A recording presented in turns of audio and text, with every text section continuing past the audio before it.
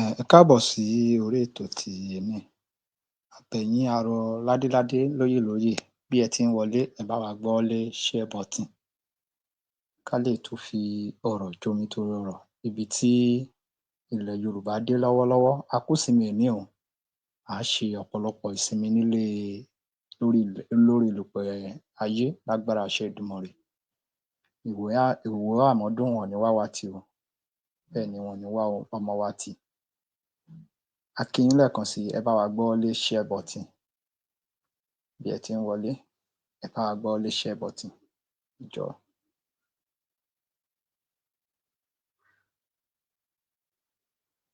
Tí a bá wọlé, olórí ilé là á kọ́kọ́ kí.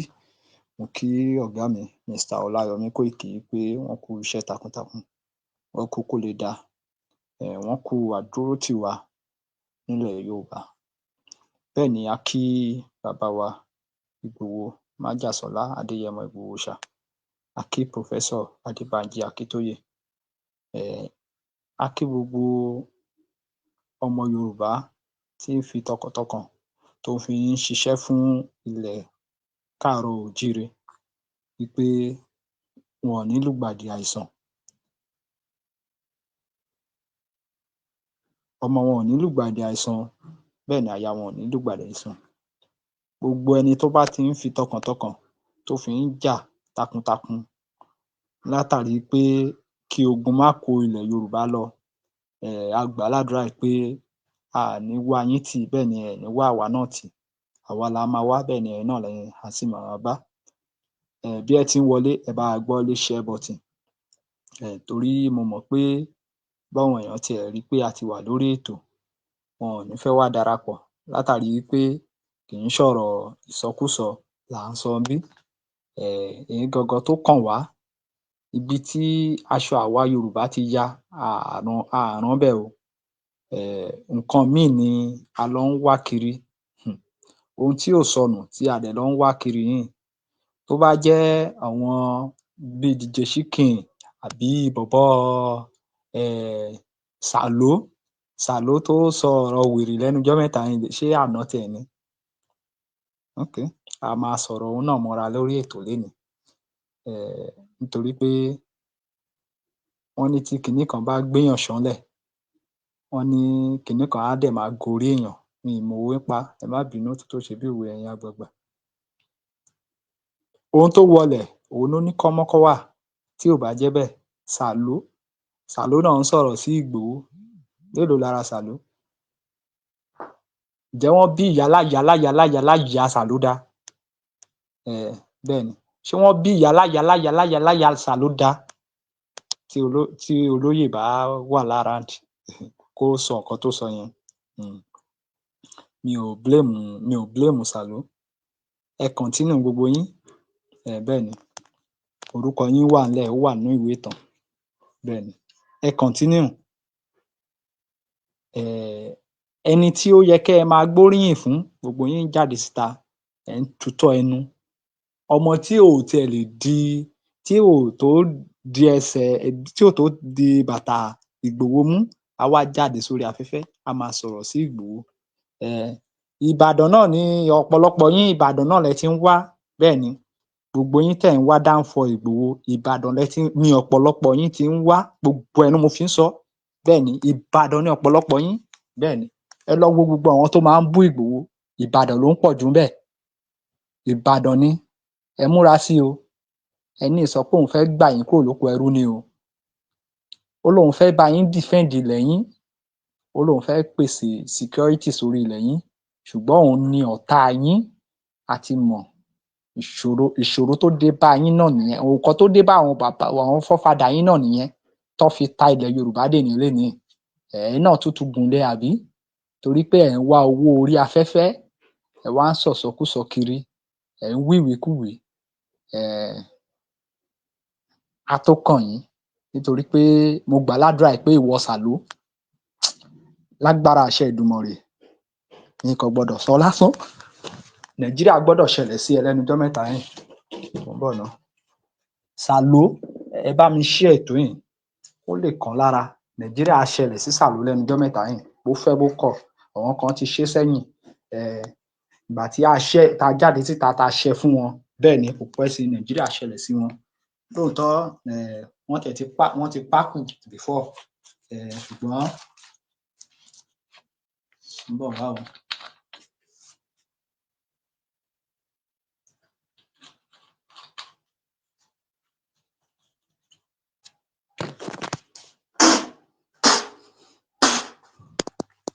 Ìwọ Sàló tó núrí láyàláyà tí o wá ń sọ̀rọ̀ sí aláàánú tiwa, ọjọ́ wo lán bí ẹ ná Sàló? Sàló ọmọ bíbí ìlú Ìbàdàn, ó ti kó titi ẹ o, ó ti kó titi ẹ láti èní lọ, ó ti kó titi ẹ o. Tí eku bá ń ké bí eku fún ẹ tẹ́lẹ̀, eku ò tún ké bí eku fún ẹ mọ́ o, bẹ́ẹ̀ ni ẹyẹ ò ké bí ẹyẹ fún ẹ mọ́, ọmọ ènìyàn ò tún fọhùn bí ọmọ ènìyàn nínú ayé ẹ mọ́ Sàló Alọ́ba. Sàló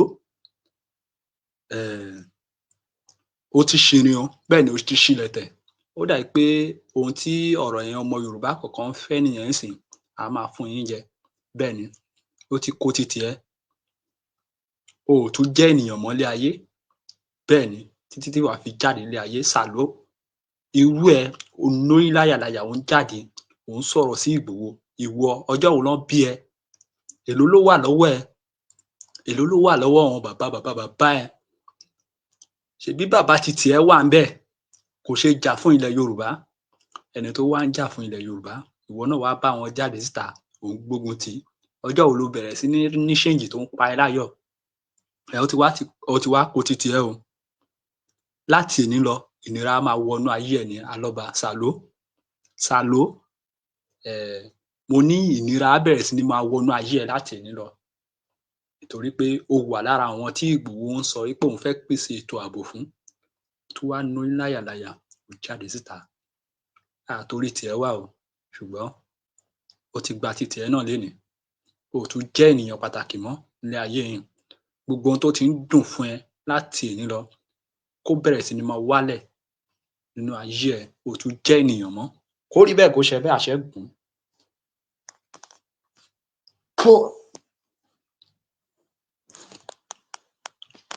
Ẹ káàbọ̀ sí orí ètò ẹ̀yin olólùfẹ́ wa. Mo gbà ládùúrà pé ẹ ní ṣílẹ̀tẹ̀ o, ẹ ní tẹ aṣọ àgbàlagbà mọ́lẹ̀, ẹ̀yin fans wa, lágbára àṣẹ Èdùmàrè. Gbogbo ẹ̀yin fans wa, ẹ ní tẹ ojú ilẹ̀ mọ́lẹ̀, ẹ ní tẹ ẹni tí ò yẹ kẹ́ ṣẹ̀, ẹ ní ṣẹ̀. Àwọn òǹlilẹ̀ wọ́n á máa gbà fún yín o, wọ́n á máa ṣílẹ̀kùn rere fún yín. Gbogbo ẹ̀yin fans wa, gbogbo ẹ̀yin tẹ́ ń fi tọkàntọkàn tẹ́ fi ń jà fún ilẹ̀ Yorùbá, ẹ ní ṣílẹ̀tẹ̀, ẹ ní rìn nígbà tí ebi bá ń pa ojú ọ̀nà. Láburú ó kéré ó tóbi, kò ní ṣẹlẹ̀ sí yín lágbára àṣẹ Èdùmàrè. Gbogbo ẹ̀yin tí ẹ dúró tán sẹ́ẹ̀, tí ẹ ní àfi kí Yorùbá bọ́ kúrò lóko ẹrú, ogun ò ní kó yín lọ tọmọtaya, tẹbí tará, ti gbogbo dúkìá yín. Ẹ lọ wo nǹkan tó ń ṣẹlẹ̀ ní Kwara lọ́wọ́lọ́wọ́. Ẹ̀yin ọmọ kan tẹ́ ń wá owó kiri orí afẹ́fẹ́, ẹ ṣì wá ń jáde síta, ẹ̀ ń sọ̀sọkúsọ sí wa, ẹ̀ ń gbógun tì wá.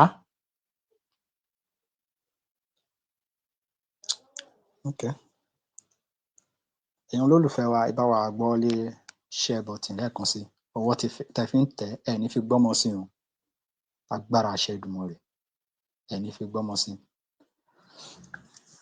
Ìbéèrè tèmi ni pé a ní ǹjẹ́ àwa Yorùbá, ǹjẹ́ a ṣì nílò láti tún lọ fún another election nínú Nàìjíríà? Yes or no? Ẹ̀yin èèyàn wa, ẹ bá wa drop ẹ̀ sí comment section. Ṣé a ṣì nílò láti tún lọ fún another election? Bàbá wa Jíbóyè, ẹ káàbọ̀ sà. Ẹ ní lùgbàdì àìsàn lágbára àṣẹ Èdùmàrè, ẹ ní lùgbàdì àìsàn. ẹ ní ṣubú ara, ẹ ní ṣubú ẹ̀mí. Àṣẹ́gun. Ok, bàbá wa Ajíbóyè, ẹ ní no àbí? Pé a nílò láti tún lọ fún another election. Ìbéèrè tí mo wá fẹ́ béèrè lọ́wọ́ yín ni pé ọ̀nà wo la wá fẹ́ gbé gbà tí àwọn ará ibí tí wọn ò fi ní fi ipá again láti tún padà rí pé ká tún padà lọ fún election. Ọ̀nà wo la fẹ́ gbé gbà? Torí pé a ti wá rí i pé ó dójú ẹ̀ ńsìn. Ṣé ẹ̀bẹ̀ tá à ń bẹ̀ lọ náà ni ká ṣì máa bẹ̀ lọ? Tàbí ọgbọ́n míì wà tá a tún lè dá? Kí ni ká ṣe ẹ̀yin ọmọ káàárọ̀-o-jíire? Ẹni ẹyọ kọ̀ọ̀kan ló wà lórí ètò pẹ̀lú wa. Ẹ jẹ́ ká rí kọ́mẹ̀ntì yín, ẹ jọ̀ọ́. Ìkóríta tí a ti dé yìí, ẹ lọ wo nǹkan tó ń ṣẹlẹ̀ ní Kwara lọ́wọ́lọ́wọ́. Nigeria Army ń sọ fún wa pé àwọn ti rescue family kan tó dẹ̀ jẹ́ wípé àwọn èèyàn ń sọ fún wa wípé láwọn tó wà ńbẹ̀ wọ́n ń sọ fún wa pé àwọn lọ san 20 million naira as ransom. Wọ́n dẹ̀ sọ ọ́ tán, wọ́n fi ìyàwó àtọmọ nìkan kalẹ̀, ó ku èèyàn ọkọ sí ọ̀dọ̀ wọn ńbẹ̀. Bí the same Òkè Ọdẹ náà ni o. But Nigeria Army dẹ̀ ń jáde síta, wọ́n publish ẹ̀ fún wa wípé àwọn ti rescue gbogbo wọn. Kí ni ohun tó kàn tí a máa ṣe àwa ọmọ Yorùbá? Ẹ jẹ́ ká wo eléyìí tó tún ṣẹlẹ̀ ní Ondo State náà, ní Àkúrẹ́ North. The same Àkúrẹ́ North tí ó ti ń ṣẹlẹ̀ láti bíi over ọdún kan ńsìn. Mò ń bọ̀, mo fẹ́ wo news yẹn ni o.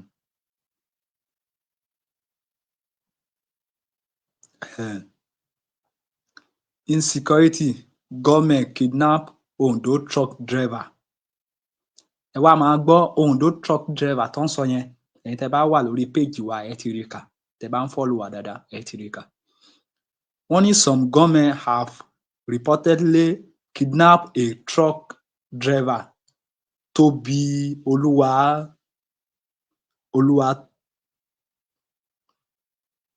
Olúwatúyì. Ṣé ti rí i pé Yorùbá ni bẹ́yẹn? Along the Akure-Owo expressway at Ìlúbò in Akure North local government area. Ṣé ti rí bẹ́ẹ̀? Ibi gangan tí mò ń lọ ni mo dé yẹn o. Akure North, the same Akure North yìí. Ṣé ti rántí àwọn ìṣẹ̀lẹ̀ oríṣiríṣi tó ti ṣẹlẹ̀ sẹ́yìn? Bí oṣù bíi mélòó kan sẹ́yìn. The same Akure North yìí náà ti pa ọ̀pọ̀lọpọ̀ èèyàn lọ́jọ́ kan, over 30-something people, tá bá rántí, ní bí oṣù bíi mélòó kan sẹ́yìn, tó ń pa àwọn èèyàn tẹ̀léra. Wọ́n tún padà wá again, wọ́n tún pa àwọn kan. Wọ́n padà wá again, wọ́n pa àwọn kan, wọ́n kidnap àwọn kan. Many things ṣẹlẹ̀. Kódà wọ́n gbé èèyàn kan lára àwọn tí a jọ wà nínú struggle tí wọ́n pa á, wọ́n dẹ̀ gbé ọmọ ẹ̀ lọ. Kán tó lọ sin arákùnrin tí mò ń sọ yìí, 15 million naira ni wọ́n fi béèlì ọmọ ẹ̀ tí wọ́n gbé lọ. Ṣé bí a ṣe fẹ́ máa bá a lọ nìyí? Do we really need to go for another election? Or separation before 2027? Tó bá wá jẹ́ wípé a nílò láti lọ fún another election, kí ló ṣẹlẹ̀ tí bàbá wa Bọ́lá Ahmed Tinubu tí wọ́n dákẹ́, tí wọ́n ń wò? Bàbá wa, lóòótọ́ a lè máa sọ wípé àwọn Fúlàní ló ń ṣe àkóso ìlú tán ń pè ní Nàìjíríà, ṣùgbọ́n tán bá ń sọ̀rọ̀ agbára president ò kéré. Àbí àwa gangan fúnra wa nìṣòro ara wa ń sìn? Because mi ì really understand. Ẹ̀yin tẹ́ súnmọ́ bàbá Bọ́lá Ahmed Tinubu, torí pé a gbọ́dọ̀ tún máa pè yín sí àkíyèsí nsìn because tó bá tún yá ẹ̀yin náà lẹ tún máa sọ fún wa. Ẹ̀yin lẹ ní dandan dandan àfi tí agbára bá dé ọwọ́ ọmọ Yorùbá, agbára ti dọ́wọ́ wọn ńsìn o. Kí ni ohun tí wọ́n fẹ́ fi ran àwa ọmọ Yorùbá lọ́wọ́, tí wọ́n fẹ́ fi rescue wa, tí a fi lè bọ́ kúrò lóko ẹrú?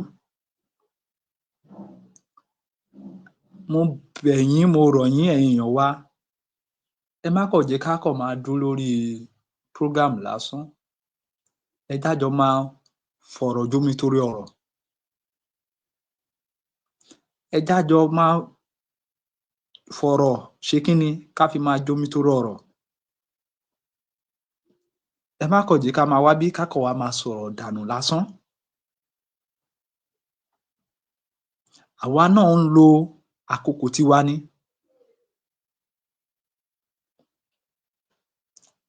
láti lè máa fi ṣiṣẹ́ fún ilẹ̀ wa nítorí pé a mọ̀ pé tó bá pẹ́, tó bá yá, tọ́lọ́run bá gba ilẹ̀ wa fún wa, ṣèbí a jọ máa jẹ́ náà ni. Àti wípé ṣèbí ẹ̀yin àgbàlagbà ní ìrọ̀rùn, ẹ má bínú tó ṣe pé mi ò mọ̀wé pa, mo máa ń sọ ọ́ o, ìrọ̀rùn eku wọ́n náà ò ní ìrọ̀rùn ẹyẹ, àbí báwo lọ́ ṣe ń pòwe yẹn, mi ò mọ̀wé pa. Ó ṣáà ti yé ẹ̀yin àgbàlagbà tí ẹ wà nídìí òwe. Ẹ jọ̀ọ́, ṣé ilẹ̀ Yorùbá lè ní àlàáfíà? Ṣé ó ṣeé ṣe kó má kàn mí ni? Kò ṣeé ṣe. Tí ilẹ̀ Yorùbá bá wà nínú àlàáfíà, ṣebí èmi náà, èmi gangan ni mo wà nínú àlàáfíà yẹn àtẹ̀yin. Tí gbogbo wa jọ máa wà nínú àlàáfíà, tá jọ máa gbé ìgbé ayé ìrọ̀rùn, tí à á lè sùn ní àsìkò tó bá wù wá.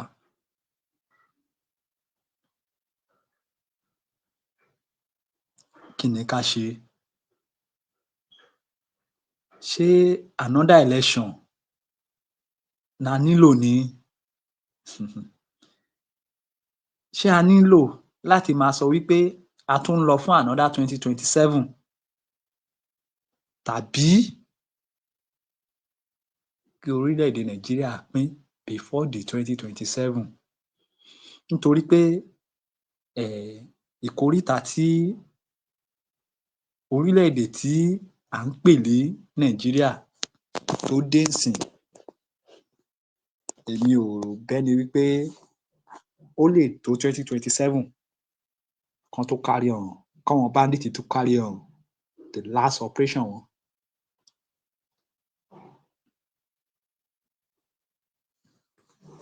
Ṣé bí gbogbo wa ṣe máa dákẹ́ nìyí? Lóòótọ́ àwọn ọba wa, àwọn tó ṣetán lẹ́rìí àwọn ọba wa, wọ́n náwọn ti ń ṣiṣẹ́ lọ, wọ́n níṣẹ́ ń lọ lábẹ́ aṣọ. Okay, ká má sọ̀rọ̀ nípa tiwọn, tí àwọn ti fún wa ní àrídájú wípé iṣẹ́ ń lọ, ká fọkàn balẹ̀. Ṣùgbọ́n àwọn tí ò tíì wá ṣetán pẹ̀lú àwọn tó sọ wípé iṣẹ́ ti ń lọ yẹn, nítorí pé ẹ̀yin àgbàlagbà ní ohun tí a bá dìjọ jọ rò, gígún ló ń gún.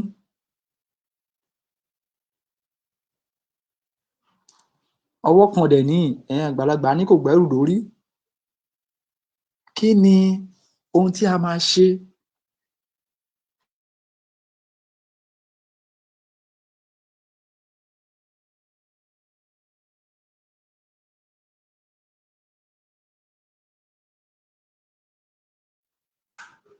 Kwara lọ́wọ́lọ́wọ́, bóyá a lè lo VN yẹn lórí program wa because ẹ mọ̀, ó náwọn nǹkan challenges táwọn kan táwa náà face lórí page wa, so kò allow wa mọ́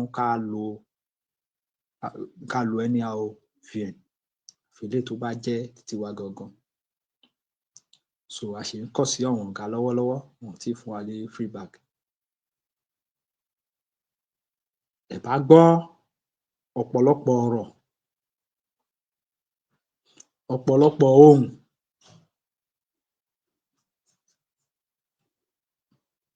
tí àwọn èèyàn fi kalẹ̀ kẹ́ lè mọ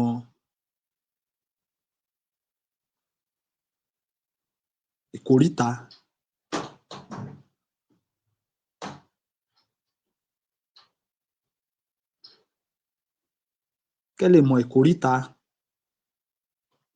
ibi tí a dé.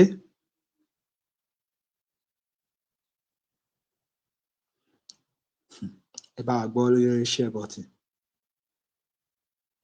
Ọmọ Yorùbá, níbo ni ká gbà lọ? Kí ni ohun tó kàn? Kí la máa ṣe? Kí la máa ṣe?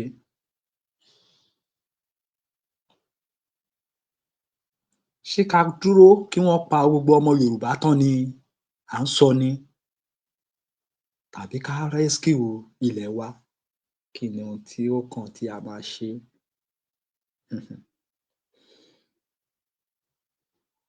Kò síná, kò sómi, kò sójú ọ̀nà, gbogbo nǹkan ti bàjẹ́ tán nílẹ̀ Yorùbá. This time around, a tiẹ̀ wá sọ yẹn mọ́. A ní báwo la ṣe máa rescue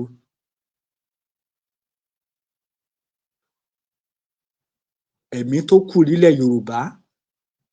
Báwo la ṣe máa rescue ara wa? Kí la máa ṣe? Kí la máa ṣe? Nítorí pé gbogbo ẹ̀yin tẹ́ kàn ń pariwo Ìgbòho, Ìgbòho, Ìgbòho, Ìgbòho, ṣé Ìgbòho nìkan ló fẹ́ dá ṣe ni? Ṣé Ìgbòho nìkan lè dá ṣe ni? À ń sọ̀rọ̀ orílẹ̀-èdè, ẹ ní kí ẹni ẹyọ kan kó wá dá ṣe. Báwo ló ṣe ṣeé ṣe? Ṣé ó possible? Ṣé ó possible láàrin èmi àtẹ̀yin? Ǹjẹ́ ó possible kí Ìgbòho dá ṣe? A ti bẹ̀ yín bẹ̀ yín, ẹ jẹ́ á lo one voice, irọ́ ni. Without one voice, ǹjẹ́ àṣeyọrí lè jáde? Tẹ bá dẹ̀ rí àwọn ọba wa, àwọn kan ti yapa, wọ́n dá dúró, wọ́n ń ṣe tiwọn lọ́tọ̀.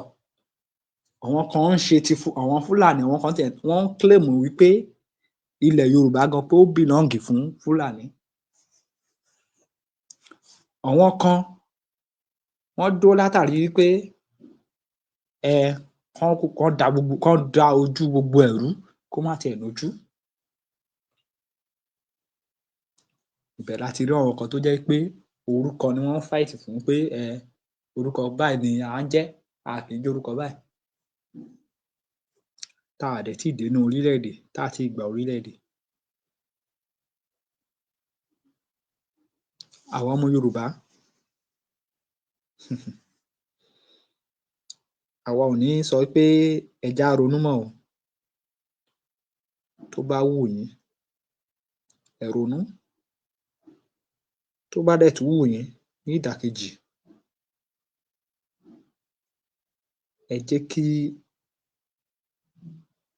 ohun tí ò da ẹ jẹ́ ó ṣẹlẹ̀ sí ilẹ̀ Yorùbá. Kẹ́ wá wò ó bóyá ilẹ̀ gangan nìkan ṣẹlẹ̀ sí. Ohun tí ẹ mọ̀ ni pé tó bá ti lè ṣẹlẹ̀, àwọn tó ń gbénú ẹ̀ ló ṣẹlẹ̀ sí, kò ń ṣe orí ilẹ̀ kan ló ṣẹlẹ̀ sí.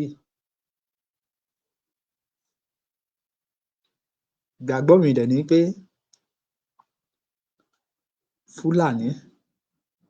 Fúlàní ò ní never sọ wípé ará ìlú nìkan lòún bọ̀ wá pa. wọn ò ní never sọ bẹ́ẹ̀. Bó ṣe máa kan ọba bẹ́ẹ̀ lá kan ìjòyè, bẹ́ẹ̀ lá kan olóṣèlú.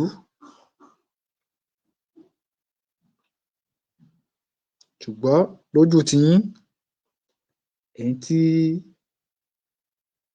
ẹ jẹ́ ẹni ibi, tẹ bá máa sọ, ẹ ní kò ní kàn yín. Okay, kò sí wàhálà, ó jọ máa ṣojú gbogbo wa ni. Ṣùgbọ́n ẹ̀yin tẹ́ ṣì dúró lórí ẹsẹ̀ yín, kí ni ká ṣe? Kí ló kàn?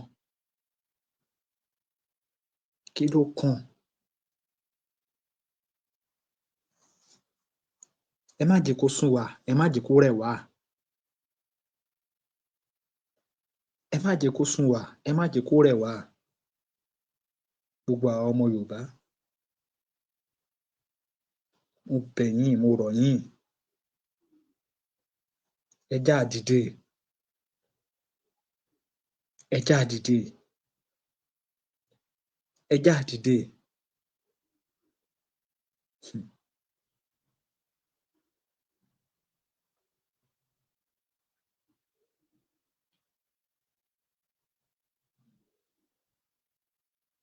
Ọ̀rọ̀ máa ń dé ìkóríta kan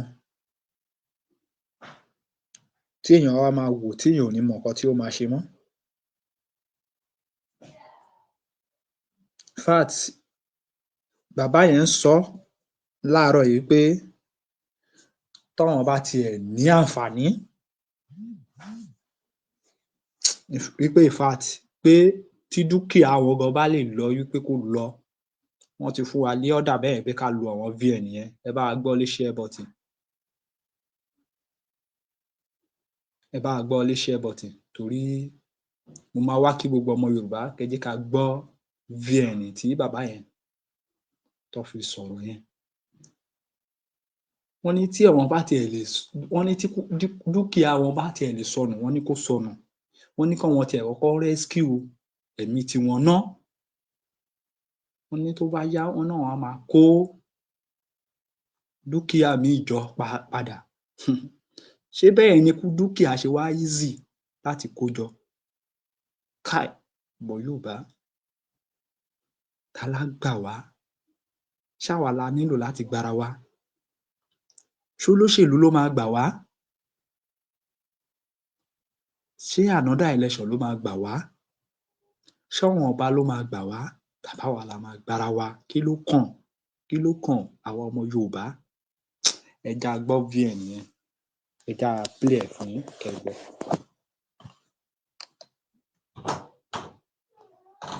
Ẹ káàárọ̀ gbogbo ilé, ẹ má bínú bí mo ṣe wá sí online láàárọ̀ yìí. And this thing that I send, please, people should not delete it. Ẹ jọ̀ọ́ ẹ má delete it. Fake news làwọn èèyàn ń gbé online. Àwọn tí wọ́n ti san ransom fún ni wọ́n ń parẹ́ pé àwọn sójà rescue. Àwọn sójà ò rescue anybody. They are carrying fake news everywhere. Ọmọ yìí lọ kidnap òun àti ọkọ ẹ̀. Wọ́n kidnap òun àtọkọ ẹ̀ àtọmọ. Ẹ bá rí àwọn poster ta post. Wọ́n sọ pé ọkọ àti ọmọ àti ìyàwó máa gba 10 million fún àwọn mẹ́tẹ̀ẹ̀ta. Along the line, ìgbà táwọn people yẹn ò rí 10 million, wọ́n ní kó mú 7 million wá. Wọ́n drop 7 million fún wọn. Ìgbà tó drop 7 million tán, wọ́n sọ fún wọn pé wọ́n release ìyàwó àti ọmọ. Àwọn bandits dẹ̀ tún sọ fún ìyàwó pé tó bá dé junction báyìí ó máa ráwọn sójà. Ó dé junction yẹn ó ráwọn sójà. Àwọn sójà take capture, wọ́n parọ́ pé àwọn làwọn rescue nínú igbó. Ọkọ ẹ̀ ṣì wà nínú igbó tó tún request fún 5 million. And news has carried in that the soldier rescue her. Rescue her for what? Please, let's go on social media and attack them. Ẹ jẹ́ ká lọ sí social media ká attack wọn. Ká jẹ́ kó mọ̀ pé irọ́ ló ń pa. This is fake news. Fake news lélẹ́yìí. This is total rubbish. Àwọn people yìí mọ ibi tó wà, wọ́n ń ṣiṣẹ́ papọ̀ ni. This is why I say we don't need military. We need our people to work. I need our people wa láti ṣiṣẹ́. Lóòótọ́, a need àwọn people wa, àwọn èèyàn wa láti ṣiṣẹ́. Ṣùgbọ́n ṣé ìjọba á gbà wá láàyè? Pàápàá jùlọ àwọn ọba kankan tí wọ́n gbà wá láàyè láti ṣe iṣẹ́ ọ̀hún. Ẹ jẹ́ á bira wa, kí ni ohun tó kàn sẹ́? Ẹ jẹ́ á máa gbọ́ lọ. Ẹ bá wa gbọ́wọ́lé share button, ẹ jọ̀ọ́. Fake fake news in LA. Now 7 million have been made for this person. For 3 of them, both husband, wife, and children and child. 7 million ti were made fún wọn. Wọ́n dẹ̀ tún fi ìyàwó àtọmọ kalẹ̀. Wọ́n tún fi ọkọ síbẹ̀ pé kán wá 5 million wá. Wọ́n dẹ̀ sọ fún ìyàwó pé tó bá dé junction báyìí ó máa bá wọn sójà. The same thing ó dẹ̀ rí wọn bíbá ìtọ́ jókòó sí. Ṣé inú pé ní bíbá yìí ìtọ́ jókòó sí ni? Why they carry fake news? Tó túmọ̀ sí wípé ìyá ẹ̀ ń fi ń yé wa nítorí pé ìyá tó ń bá wa sọ̀rọ̀ yẹn ọ̀hún yẹn gangan ló wà. Ó fi ń yé wa wípé according to nǹkan tó sọ, ó ń jẹ́ kó ń yé wa wípé woman yẹn sọ wípé àwọn máa rí sójà níbi báyìí. Àwọn dẹ̀ débẹ̀, àwọn dẹ̀ rí wọn. Tó túmọ̀ sí wípé ó túmọ̀ sí wípé wọ́n jọ ń ṣiṣẹ́ papọ̀. Òun ló sọ bẹ́ẹ̀, èmi kọ́ ni mo sọ o, ẹ má ṣì mí gbọ́ o. Ó ní ó túmọ̀ sí wípé wọ́n jọ ń ṣiṣẹ́ papọ̀. Ta ló fẹ́ gbà wá? Ta ló fẹ́ gbà wá? Ṣáwa la máa gbára wa? Tàbí ọba ló máa gbà wá? Tàbí ààrẹ orílẹ̀-èdè Nàìjíríà náà là á padà gbà wá? Ta lá gbà wá? Ẹ jẹ́ á máa gbọ́ lọ. They should let people work. They should allow them to work. They should go inside the bush. This is rubbish. Rubbish lele now. But we attacking on social media. Let's go on social media and attack them. Rubbish ni gbogbo eléyìí. After ransom made paid. Ransom to request if you want to pay there now. What is all this fake news? Come on, believe pé àwọn òṣìṣẹ́ wo they will not ṣe. They start somewhere, staying somewhere. They don't go inside the bush and they are lying up and down. Kọ́mọ̀ pé ìlú táwọn wá ìlú tí wọ́n lè parọ́ ni. Ìlú tí wọ́n lè parọ́ ni kò kí ń ṣe ìlú mi náà ti lọ gbé àwọn people yìí. Ìlú Òkè Ọdẹ náà ti gbé wọn náà. On the 28th of September náà gbé àwọn people yìí lókè Ọdẹ náà. Ìyàwó ọkọ àtọmọ wọ́n release ìyàwó àtọmọ wọ́n wá ń parọ́ wèrè káàkiri. Ẹ sì bá wa gbọ́ léṣẹ́ bọ̀ tí wọn nítorí pé òṣìkù tí a fẹ́ play fún yín. Kí ló fa ọ̀rọ̀ yìí ni wípé according to news tí Nigeria Army tí wọ́n gbé síta ni ìyá ẹ̀ rí tí àwa post tí àwa níbi tí wọ́n share ẹ̀ sí ló wá takò wá pé no pé òun wà ńbẹ̀, ìlú Òkè Ọdẹ lòún wà, kò sí nǹkan tó jọ bẹ́ẹ̀. This is total fake news according to that woman tó sọ. Ọmọ Yorùbá. Ṣé à ń fi ń yéra wá sí wípé kò ní sí ọmọ Yorùbá nínú àwọn Nigeria Army tí wọ́n kó lọ bẹ̀ yẹn ni? Ṣé a tiẹ̀ wá rí ẹnì kankan tó ṣetán ńsìnyí láti jà fún Yorùbá mọ́ ni? Àbí kí ló ń ṣẹlẹ̀? Kí lohun tó ń ṣẹlẹ̀? Àbí ṣé Adéyẹmọ Ìgbòho Òòṣà ṣé ó lè dá nìkan ṣe ni? Ṣé ó lè dá nìkan ṣe ni? Ẹ jẹ́ á tẹ̀síwájú láti máa gbọ́ àwọn ọ̀rọ̀ ẹ̀ lọ. Yóò wọlé dànù ni. Àgbákò. Kọ́dà gbogbo àṣìlókò mọ́nìyàn àwò à ń gbòòrò tá a wá sùn báyìí lọ́la báyìí ní olúkálukú ti fokó lẹ̀. Ó ti yíwọ́ kọ̀ mẹ́rin. Ẹ̀bí wọn ní wọ́n ti kó sọ́jà wá bẹ́ẹ̀. Lébo kọ̀dọ́dọ̀ ti wá yìí, lọ́jọ́ ọ̀dọ́dọ̀ ti wá. Àgbákò. Ó ti yíwọ́, nǹkan ti bàjẹ́. Iṣu lọ́lọ́ yìí, sóyà lọ́lọ́, ọkà bàbá lọ́lọ́. Ẹ̀wọ̀n tó gbé lọ gbà. Gbogbo wa yẹn ọkọ̀ tó wá dọ̀fin lónìí tó wá lódù àwọn obìnrin wa lásán tó wá dọ̀fin ó lé lógún. Láìláìlẹ́lẹ́. Òkó wa tán gan ni. Lọ́la làwọn náà ṣe wá lọ ni ó ti yíwọ́. Ọ̀sẹ̀ tó lè dúró lóko mọ́ wáyé. Inú ọdẹ ní tí wọ́n á pa nísì. Aláwọ̀ mẹ́ta wọn tó pa ní wọn lánàá. Láìláìlẹ́. Torí ẹlẹ́ àná ọ̀jọ̀dọ̀ wa ni. So ibi táwọn èèyàn bá ti lọ tí wọ́n ń lọ jà lọ́sẹ̀ lè dènà dé wọn lójú ọ̀nà. Subhanallah. Bá a ti ń yọ̀ mọ̀ ìbọn bá ń dún kàkàkà. Ẹ̀gbọ́n àtàwọn àyè ti mí ènìyàn kéde pé wọ́n wọ̀ lù. Àbòjọ́ rẹ̀ wọ́n ti dènà dè yẹn báyìí. Àwọn náà ti yarí, wọ́n ti yarí pátápátá, wọ́n yarí agbára ẹ̀kẹ́kọ̀ọ́ ká wọn mọ́. Àwọn tí wọ́n gbọ́ ta kọ́ọ̀nù. Láìláìlẹ́lẹ́. Ó gbé ọta ike bọ́ọ̀rùn ní bí ó ti kò.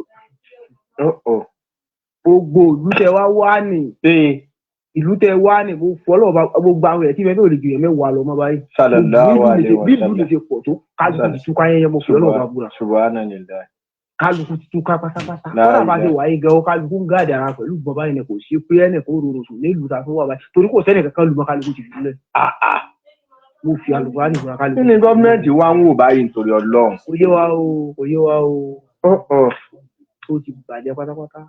àwọn fèrè sí pé lẹ́nu bí oṣù méjì kókó bí ẹnu bí oṣù méjì kó kálukú ká nípa fàájì lọ ká bàbà gbogbo yín kíní kan àní ká fàrí sùnmù àti ká ní sóyà àti ẹ̀pà kò sí òkú ságbára mọ́ báyìí. Ọlọ́run ní ṣe nǹkan wa lóko kò ní ṣẹ̀mí wa lóko. Òyìnbó yanyan akékèké ayẹyẹyẹyẹ fáwọn ìlú pé nǹkan yóò yíwọ́ nǹkan yóò yíwọ́ irọ́ àní kálukú ti fìlú lẹ̀ wáyé.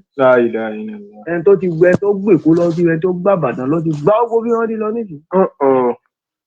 ìlú mọ́ni ẹni àwọn ewúrẹ́ nìkan náà ló kú ní sallallahu alaihi wasallam bí ìlú nìkan kún tó ewúrẹ́ nìkan sallallahu alaihi wasallam. ọ̀gá nǹkan ti bàjẹ́ fa ọlọ́ngbọ́ nǹkan ti bàjẹ́ pátápátá ẹ̀wà wo àfẹ́ríkì bí àti fẹ́ríkì bó tó wàláì tó kù kínkínní wọ́n sì bá gbòye yẹn. àtọ̀sán àtàlẹ́ ẹ̀ mọ̀ gbọ́ èké tí èké ọmọ dún ni. sallallahu alaihi wasallam. kéńbérí pípa ní egbò àjọ fi ń pàlọ́ ní òní pa kéńbérí. ọmọ ìlú ẹ̀ ti dẹ̀mí ẹ̀ta tí wọ́n ti ya wá nù ní wọ́n ti pa ẹ̀yàn gbogbo akalọ̀ nínú ìlú ìlú wa tó kún ni lọ́kàn àníkà ní ọ̀sẹ̀ nìkan mọ́. Ọlọ́ọ̀bà ní gbọ́. Kí ni wọ́n á fẹ́ gbà báyìí? Àrójútù ìjọba o. Àrójútù wọn kankan ìjọba kankan àrójútù ìjọba o. Wọ́n sì wọ́n ń kébò sí báwọn ti kó sọ́jà wá ti ṣe kinní. Irọ́ ni kò sí nǹkan kọ́dẹ̀ ọ̀rẹ́ lè bọ́ ọlọ́pàá nù. La ilaha illallah. Mo fọlọ́ bá búra kọ̀ sọ́lọ́pàá nù. Ó kálukú ti yẹra. Ìfìdí fẹ̀ ti bẹ̀rẹ̀ ọlọ́pàá mi mẹ́ẹ̀ lè bá ẹyẹ. Wọ́n ti yẹra ikú. Wọ́n ti lọ. Ọ̀gá fa. Ẹnu tó kù tẹ́ ló Ọlọ́run ó dáàbò rẹ̀ bò wá kò ní ṣe dúkìá wa lóko.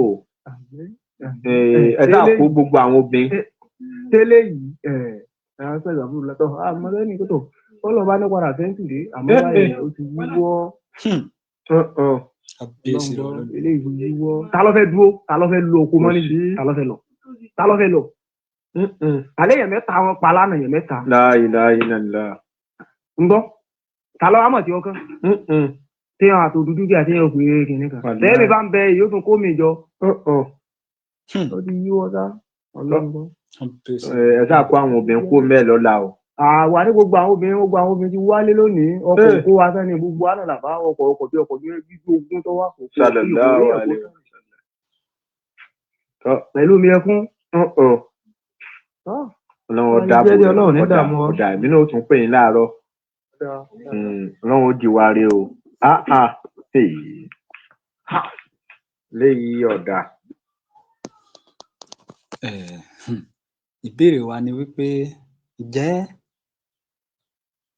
bí àwa tí a rọ́wọ́ họrí bí a ṣe rí ètò ààbò nínú orílẹ̀-èdè Nàìjíríà ṣé bẹ́ẹ̀ náà ni ààrẹ àti ọmọ ààrẹ ṣé bẹ́ẹ̀ náà ni wọn ò ṣe rí ètò ààbò? Wọ́n ti wá sọ ẹ̀mí ọmọ Yorùbá da nǹkan tí wọ́n fi ń play politics. Ó mà ṣe o. Ó mà ṣe o.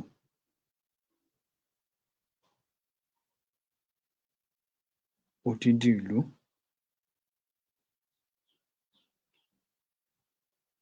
Odidi ìlú. Wọ́n ní èèyàn tó wà ńbẹ̀ sí wọ́n ní wọn ò pé mẹ́ta mọ́.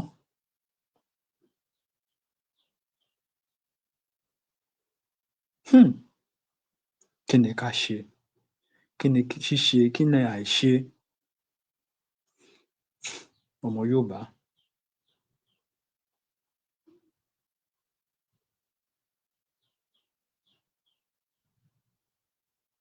Ṣé bá ṣe máa dákẹ́ leléyìí tá a máa wò? Ṣé bí a ṣe máa dákẹ́ leléyìí tá a máa wò? Tí ọmọ àtọ̀húnrìnwá tí wọ́n á fi gba gbogbo ilẹ̀ Yorùbá tán? Ó lè dàbí ìsọkúsọ o, mo máa sọ eléyìí ní tèmi. ṣé bí a ṣe máa lajú kalẹ̀ nìyí tí wọ́n fi máa gba gbogbo ilẹ̀ Yorùbá tán? Ta ló mọ ìlú tó kàn lọ́la? Ta ló mọ ìlú tó kàn lọ́la? Ṣèbí gbogbo wa la rí interview tí bàbá wa president Afẹ́nifẹ́re, mo ti gbàgbé orúkọ bàbá yẹn, Ọ̀jájú ni àbí kí lorúkọ wọn, gbogbo wa la gbọ́ interview tó ṣe.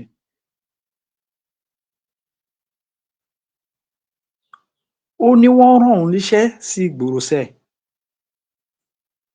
kóun jíṣẹ́ fún gbogbo ọmọ Yorùbá. Mi ì mọ bí mo ṣe lè fẹnu máa ṣàlàyé ọ̀rọ̀ yẹn lórí program. Mo máa nílò láti gbé VN wọn náà wá ká tutù gbọ́, àwa tá à bá tíì gbọ́ àbí àwa tá ti gbọ́ tá ti gbàgbé. Kì máa ṣe pé wàhálà ń bọ̀ mọ́, wàhálà mà ti dé. Wàhálà mà ti dé. Wàhálà mà ti wọlẹ̀ Yorùbá. Kí la máa fi defend ilẹ̀ Yorùbá lọ́wọ́ wàhálà tó wọlé? Kí la máa fi defend ẹ̀? Kí ni ká ṣe? Ṣùgbọ́n èmi wá ní àmọ̀ràn kan o. Èmi ní àmọ̀ràn kan fún wa tí a bá dẹ̀ lè ṣé.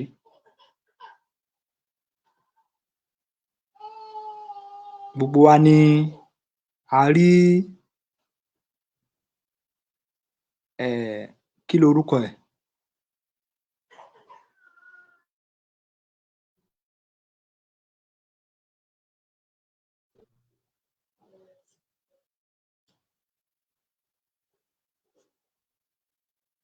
Ẹ má bínú o, à ń wá VN kan ni o. Gbogbo wa la rí ìfẹ̀hónúhàn èyí tí a ṣe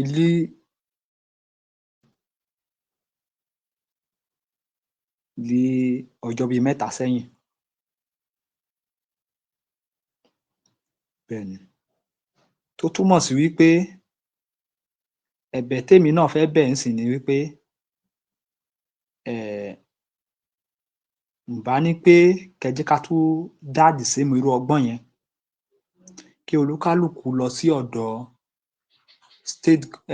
state house, governor's office, kẹ́ jẹ́ kí gbogbo wa máa lọ bẹ̀.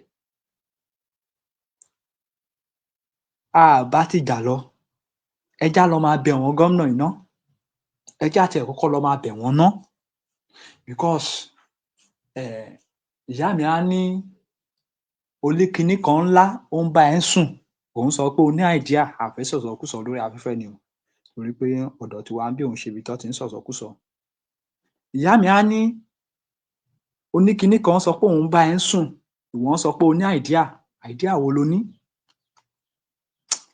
Ẹ já lọ máa bẹ̀ wọ́n people yìí ná. Ẹ jẹ́ kí everybody, gbogbo ilẹ̀ Yorùbá, ẹ já máa lọ sí governor's office wa, ibi tí state capital olúkálùkù bá wà. Exactly bí wọ́n ṣe ṣé lÉkòó ní ìjẹ́ta yẹn, ẹ já lọ máa ṣé bẹ́ẹ̀ ní state. Ẹ já lọ ṣé bẹ́ẹ̀. Ẹ já tiẹ̀ gbé gbogbo àwọn ọ̀nà yẹn, ẹ já wo eléyìí tó máa work ńbẹ̀. A à lọ bẹ̀ láti lọ ṣe jàgídíjàgan. A à lọ bẹ̀ láti lọ pariwo nǹkan míì ní pé ẹ rescue wa, ẹ má jẹ́ kán pa wá tán.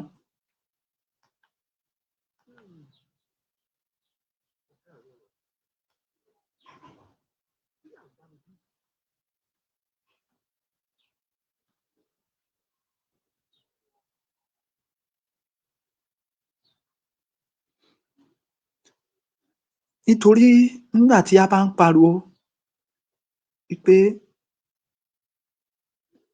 Fúlàní ń dẹ̀mí ọmọ káàárọ̀-o-ò-jíire légbodò, Fúlàní ń ṣe bó ṣe wù wọ́n, tí a dẹ̀ ní ààrẹ tó jẹ́ Yorùbá, tó wá jẹ́ pé lẹ́yìn ìgbà náà a wá rí i pé after ìgbà yẹn ni DSS wá wọlé lọ tí wọ́n lọ gbé bàbá wa Bishop Adésínà Adéyẹmọ. Ǹjẹ́ ó yẹ kó rí bẹ́ẹ̀?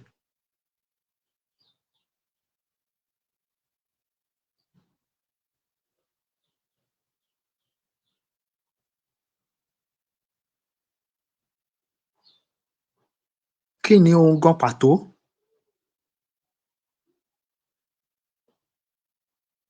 tí a mọ̀ tí a lè ṣe nílẹ̀ Yorùbá?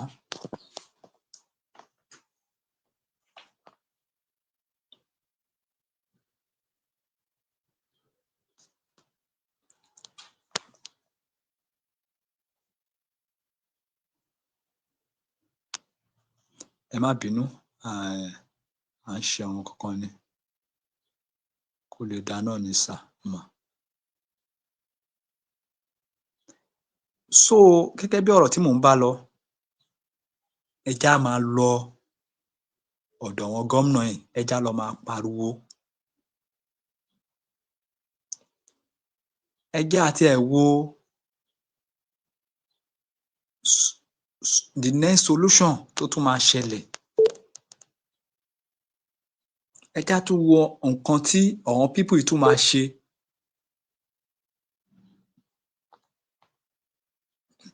Ẹ já gbé àwọn ìgbésẹ̀ yẹn.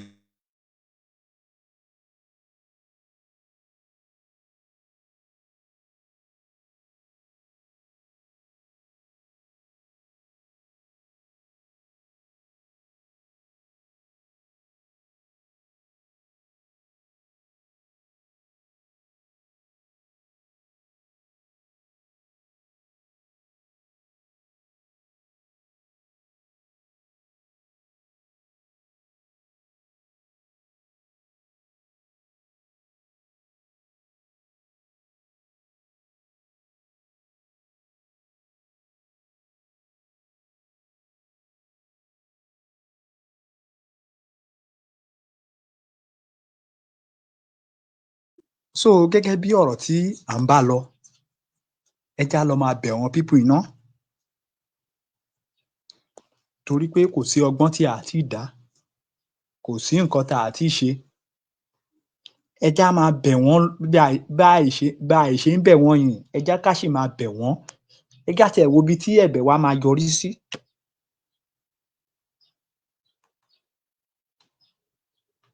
Ẹ já wo ibi tí ẹ̀bẹ̀ wa máa yọrí sí. Kán tiẹ̀ jọ̀ọ́, kán rescue wa. Because nǹkan ẹyọ kan ni mo máa wá jẹ́ ká rántí, àwọn ọmọ tí wọn ò sí Nàìjíríà o, àwọn dẹ̀ níyì ọ̀pọ̀lọpọ̀ wọn ló ti ra private jet tó pé tó bá ti gbọ́ nísìnyí, àwọn sálọ nìyẹn o. Wọ́n sálọ nìyẹn o. Ṣèbí ẹni tí a bá rí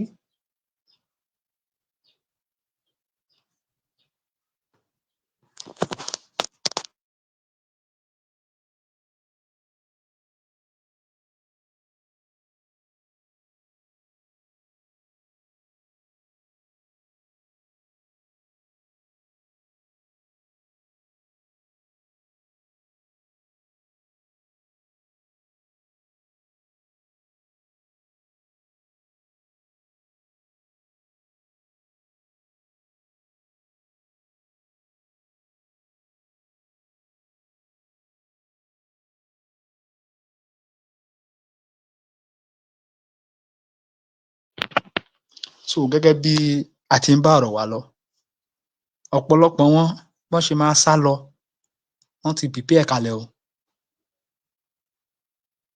Bọ́n ṣe máa sálọ, wọ́n ti prepare kalẹ̀. Táwa bá dẹ̀ ní pé ká continue,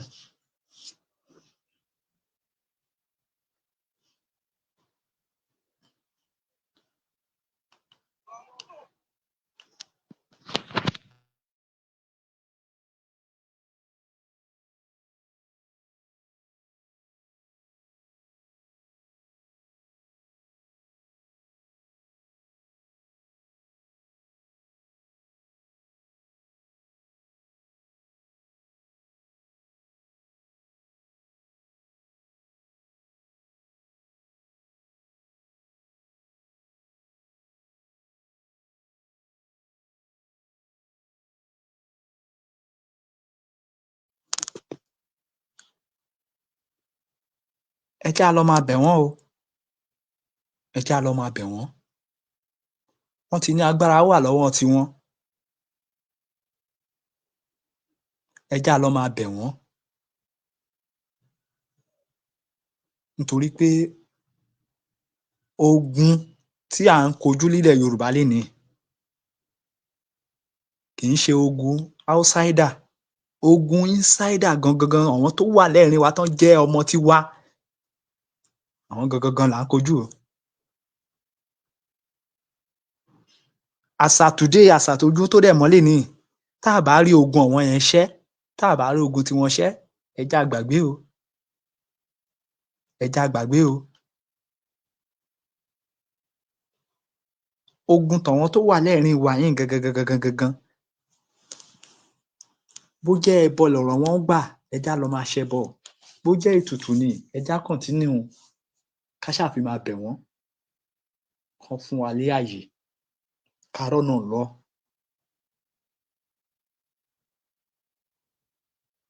Tí gbogbo wa bá kàn ń pariwo Ìgbòho, Ìgbòho, Ìgbòho, máa lọ sí Kwara, máa lọ sí kinní kan, Ìgbòho nìkan ò lè dá ṣe. Ẹ má kàn tiẹ̀ jẹ́ ká fòrí lẹ kọ́bọ̀ lójú. Ìgbòho ò lè dá ṣe, gbogbo wa la jọ máa sowọ́ papọ̀. Ìgbòho ò lè dá ṣe, Koiki Media ò lè dá ṣe, Bàbá Akíntóyè ò lè dá ṣe.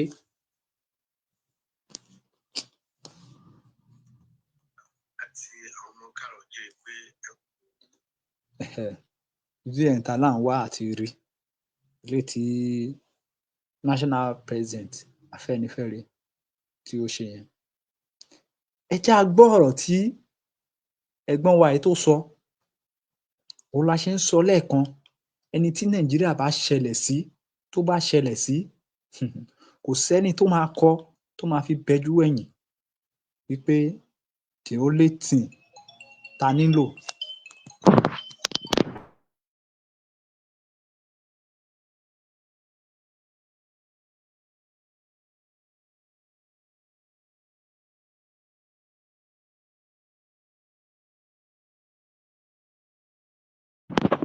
kò sí ẹnikẹ́ni tó máa kọ́ wa. Ẹ rí i pé Nàìjíríà ti ṣẹlẹ̀ sí, ó wá mọ ọ̀nà àti òótọ́.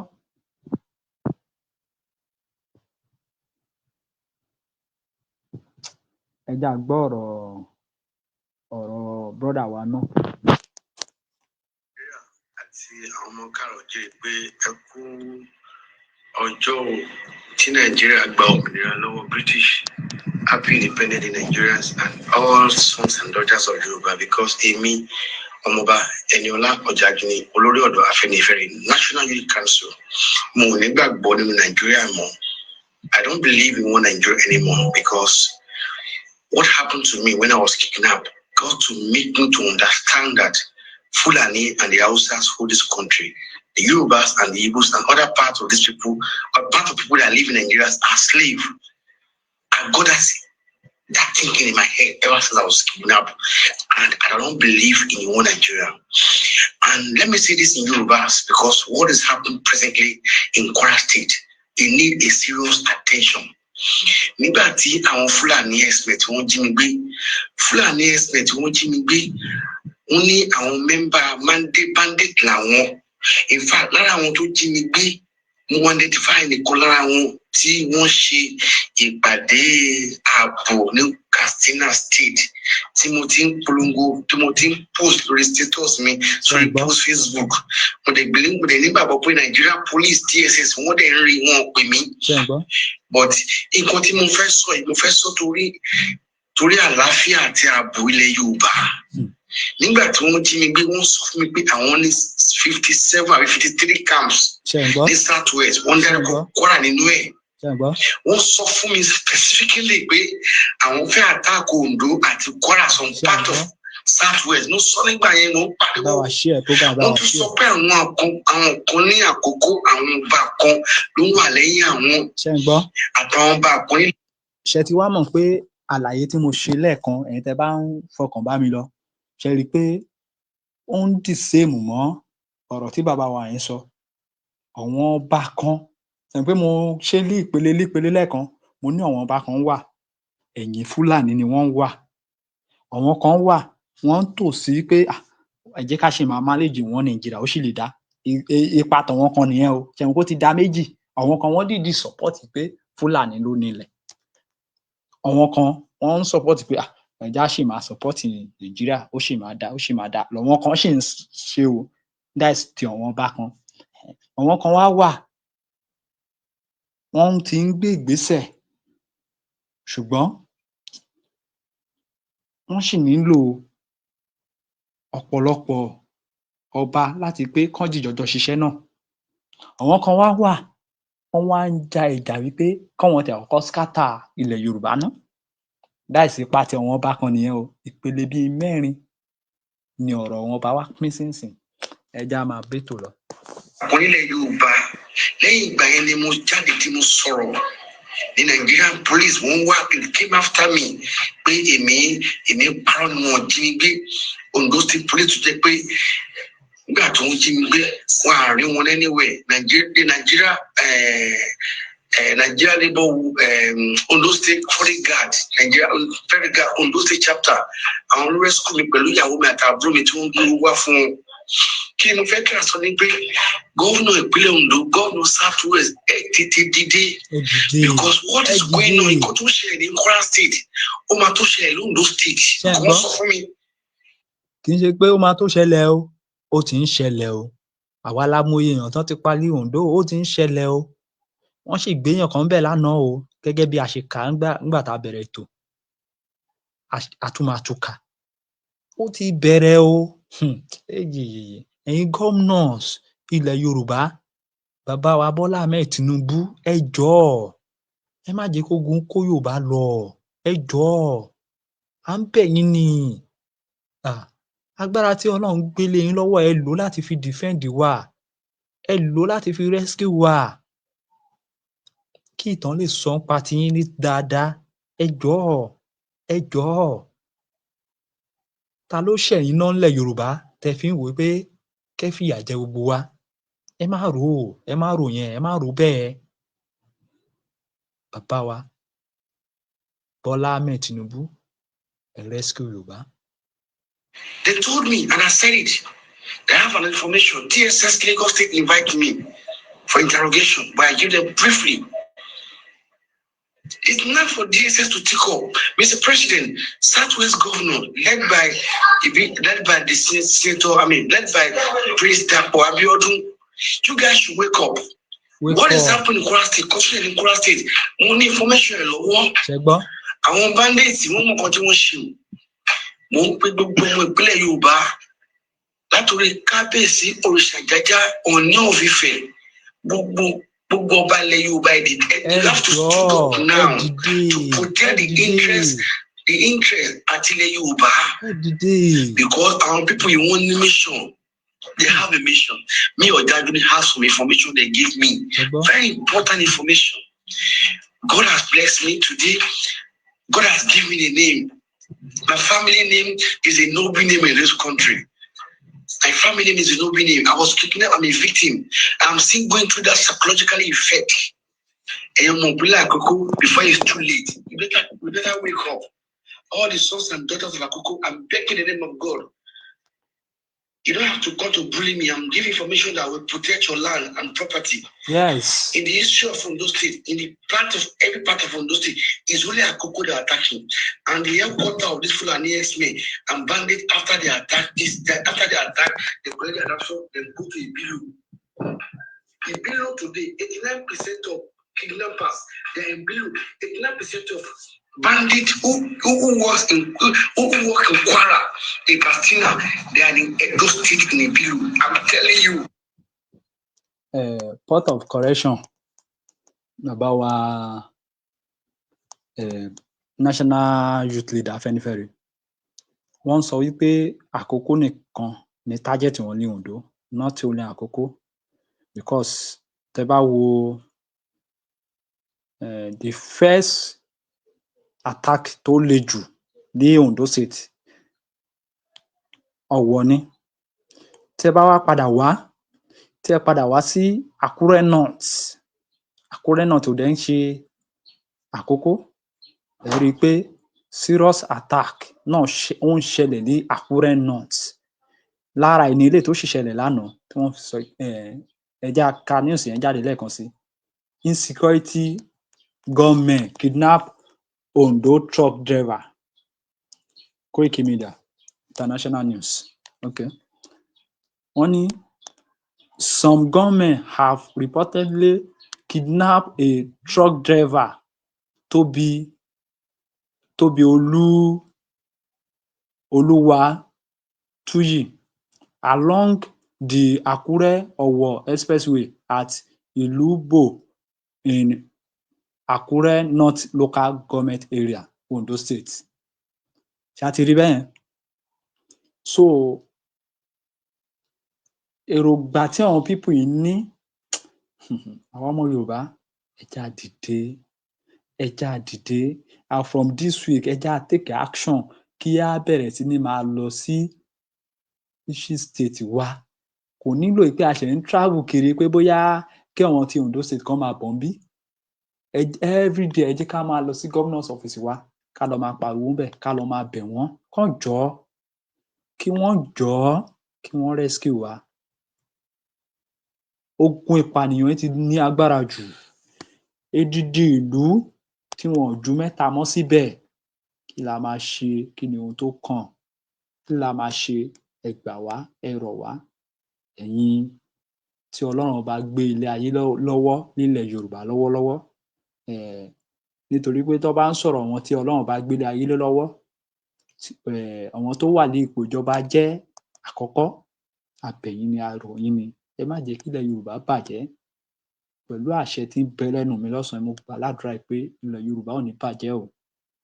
Ẹnikẹ́ni ènìyàn kénìyàn tó bá ní ìpinnu burúkú lórí ilẹ̀ Yorùbá, bó jẹ́ onílé ni, bó jẹ́ àlejò ni, ikú gbígbóná á pa gbogbo wọn dànù. Àṣẹ Èdùmàrè. A ò ní rí jù báyìí fún ti dédé àkókò yìí. Koiki Media bringing the world closer to your doorstep. A kú ìsinmi òní o. A ṣe ọ̀pọ̀lọpọ̀ ìsinmi láyé. Àmín àṣẹ Èdùmàrè. Ó dàbọ̀.